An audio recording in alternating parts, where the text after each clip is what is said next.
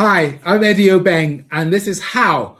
Daily, I bring you a different idea. Today, I've got a treat for you. If you're very senior in an organization, you're trying to work out how much change you need to put into your organization and what it looks like. Everyone's trying to sort of sail on the sea of the storm of change. So let's have a look. Let's jump onto Cube and I'll try and walk you through that. So we're in the Change Ninja Dojo today. This is where Tammy Watchhorn runs her Change Ninja projects and training courses and so on and so forth.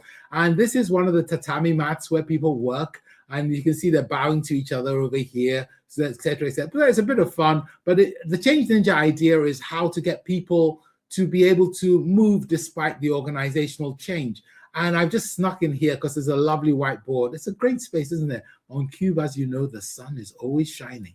Let's go here. I want to focus today with you on something which I call ButterPillar, which is a bit of a joke because it's a combination between a butterfly and a caterpillar. Let me explain.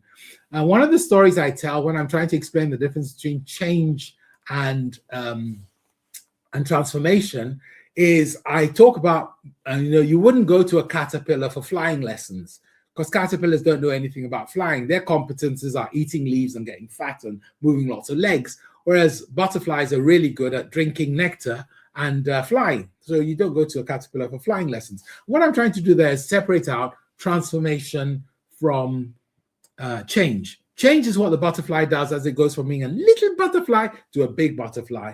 So what the caterpillar does. It's because a little caterpillar had the wrong voice. Butterflies have got deep voices. Okay, and so that's what this image here is about. So let's explore what we have. The first thing to know is that in the business world, in the new world, you've got three different strategies you can use. You can evolve, you can dominate, or you can die.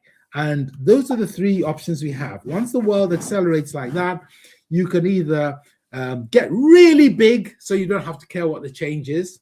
You can make yourself look really attractive so that somebody who's dominant will come and buy you.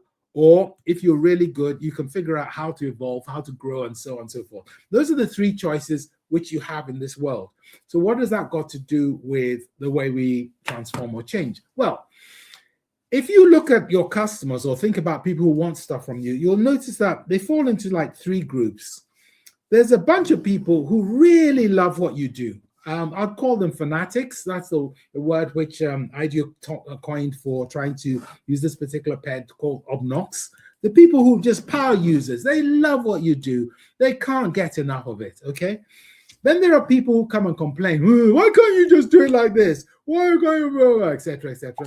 Those people really, those are the really obnoxious customers. They just ask you for stuff you can't currently do. They're useful because actually what they're asking you for is what you'll need to do in a few months' time.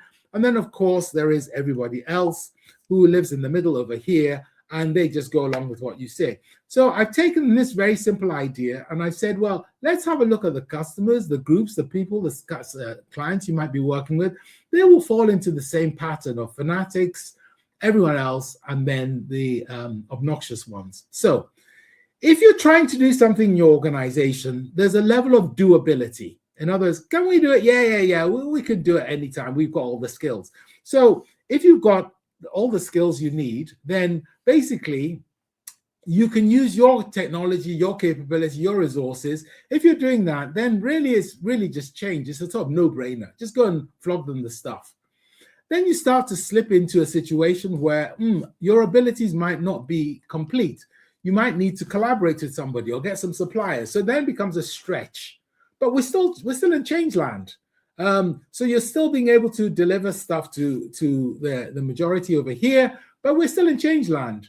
And then it might be that the doability gets, it's really much harder. And so now all of a sudden you're into the land of joint ventures or collaborations or having to work with other people. That's fine. And then it gets really hard, the doability. I'm struggling to do this. In fact, I want to start working with other technologies, competitors, new areas, building AI bots, whatever it is, I don't know. But now we're into the bit where you're really starting to get licenses and deals because you just can't do it yourself, okay? So all of this is change. And then we hit the big one when you really get into stuff you cannot do yet. You don't have the capabilities, you don't have the technology, and so on. And that is transformation. And part of this particular pet is, as you're building your strategy, as you're building your list of activities, your list of initiatives, your list of projects, map them, because the ones which fall in these boxes here, these are change ones. So you would approach them using the techniques from the Change Ninja, from All Change, Perfect Projects. Those are change. For these ones, you'd approach them using Metamorph and the transformation tools, where you have 3 parallel projects, one to make sure everything stays the same, one to provide the scaffolding, and one to build the future. So that's what ButterPillar is about. It's to stop you approaching the delivery of your strategy in an inappropriate way, because the world demands change sometimes and it demands transformation at other times. I've been Eddie Obeng and I've enjoyed myself, and I hope you've enjoyed it too. There's a quick guide, https://cube.cc/pets, ButterPillar. You can read more about it. Or if you really want to understand more about this new world series and way of thinking, subscribe to the newsletter. The newsletter is the Pet of the Week, and I'll see you again.